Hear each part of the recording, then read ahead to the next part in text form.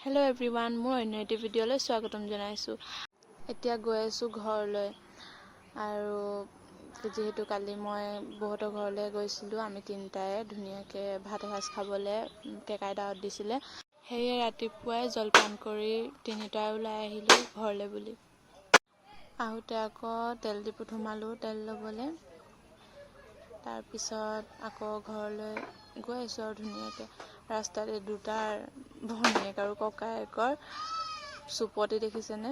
গোটেই ৰাস্তা এনেকৈ কৰি কৰি গৈ আছে আৰু মই দাঁতকেইটা ওলাই লৈ হাঁহি হাঁহি গৈ আছোঁ। ইমানেই গোটেই ৰাস্তাত চুপতি কৰিছে কি ক'ম আৰু এয়া আমাৰ কাকজানৰ ব্ৰিজখন পাই গ'লোঁ আৰু ঘৰ পাবলৈ বেছি দেৰি নাই আৰু 5 মিনিট ধৰক। তাৰপিছত আকৌ তিনিটাই ধুনীয়াকৈ হাঁহি ফূৰ্তি কৰি ঘৰ আহিলোঁ।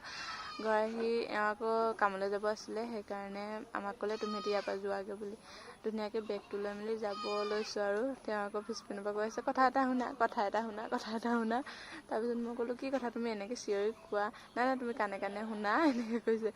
মই গৈ মেলি শুনিলোঁ বাৰু।